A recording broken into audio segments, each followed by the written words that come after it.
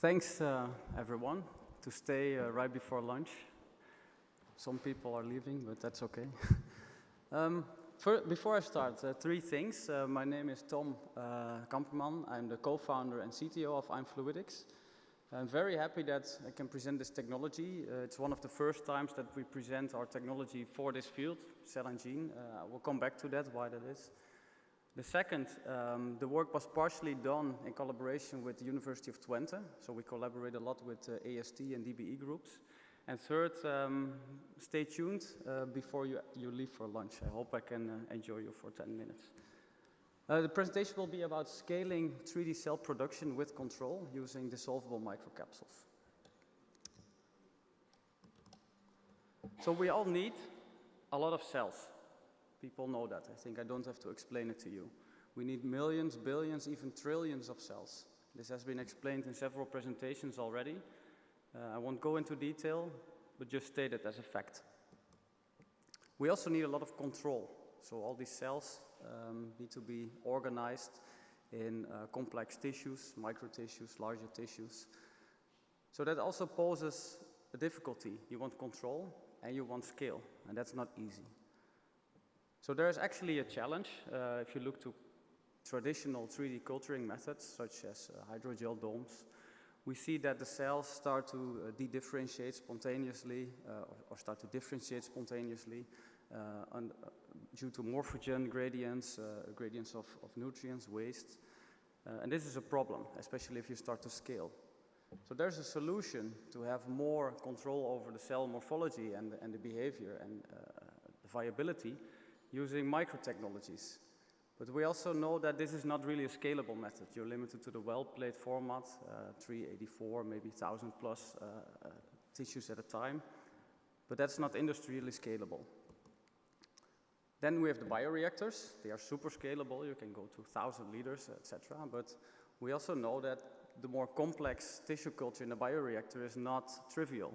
Cells and aggregates start to form merged aggregates.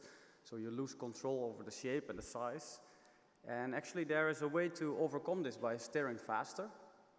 But then you impose a lot of shear stress. And we know that the cells don't like it. And we also see it, for example, in this example, that cells lose their pluripotent state. So they are affected by bioreactor culture. So we thought, how can we enable scaling? As other companies as well, we also, can we find a trick to do that using our technology? And the way we look at this is actually to go from a very large situation to a small situation where we can control the individual cell or microtissue really at the scale you want to control it. So instead of a big bioreactor, we think of it as microbioreactors. So we literally create with our method millions to billions of small capsules that can be used as what we call microbioreactor, where the cells can be controlled while being cultured in a large bioreactor. And this is how it looks in principle. So we call it dissolvable gel capsules, and we like to call it microbioreactors. And what it is, it's encapsulation of cells in a semi-permeable membrane that is permeable for nutrients, cytokines, and waste products. The cells are protected against shear stress, and they cannot cluster. So you have full control over the development of these microtissues. The materials we use are xeno-free and dissolvable, so after production of the microtissue it can be harvested. This is how it looks. Cells are encapsulated, few cells, a lot of cells, doesn't matter. And then in time they proliferate, they form these aggregates, and you can harvest them by dissolving the capsule.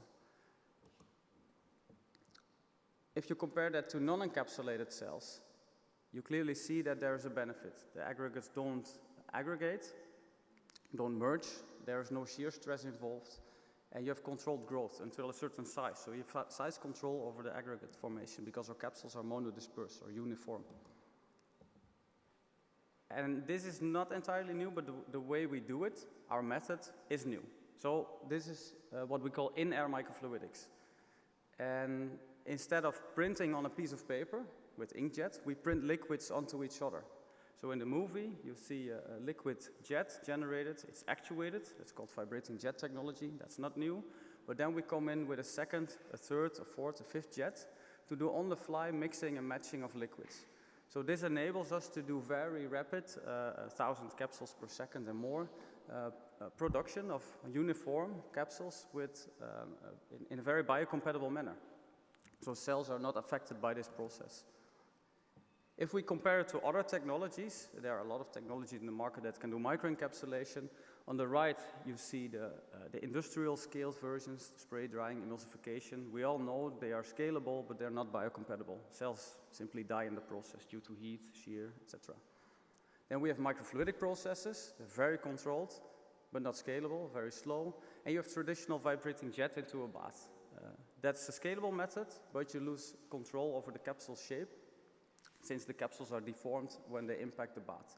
So we came up with the in-air microfluidics method that actually overcomes this problem. It's not just an idea on the bench in the lab. No, we actually built several pieces of equipment that are now capable to produce multi-kilograms of capsules per day. You may not have heard of our company before, because we were actually scaled for nutrition and cosmetic applications before. And we now use this scaled equipment to go to the cell and gene field. So we have several ongoing projects now, and also would like to collaborate with new partners to make our technology also available for cell encapsulation. I will show you a showcase in a second, why that is successful.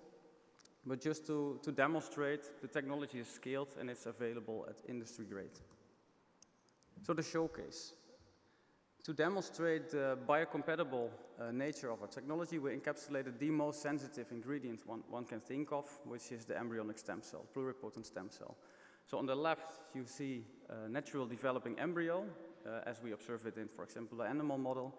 On the right, you see the developing apiblast in our capsules produced within our microfluidics.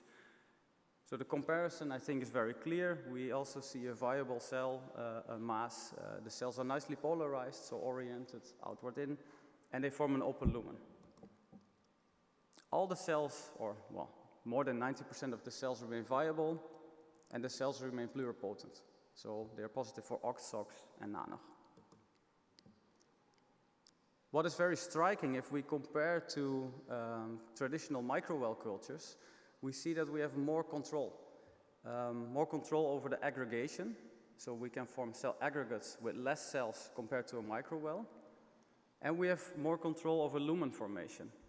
So in more than 90% of the capsules, we see a single lumen being formed. And that's very striking. That's very efficient compared to any other culture method. And this has to do with the size. So we can fully control the size of the capsule. As said, we produce uniform capsules. They all have the same size.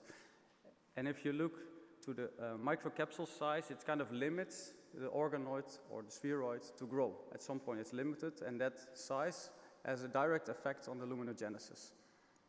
On the far right, you see cells in the microwell. They can grow larger. And these aggregates then also form multiple lumens or even no lumen, because there is diffusion gradients again.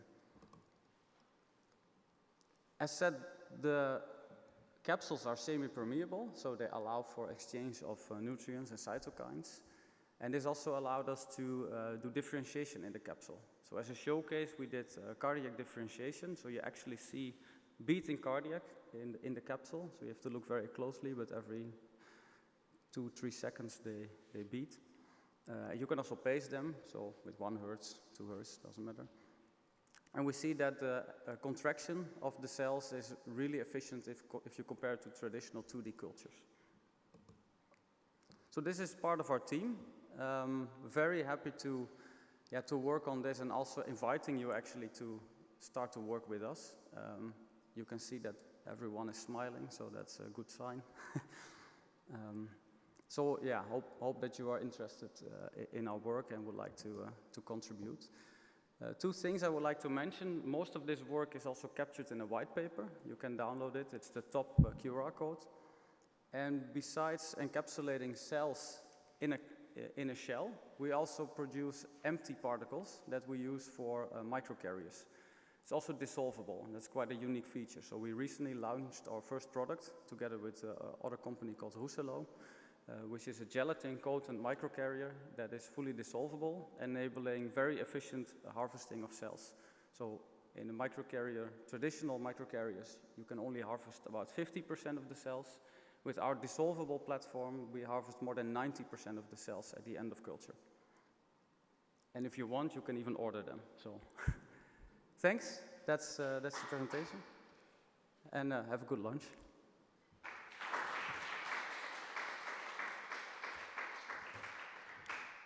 Thank you.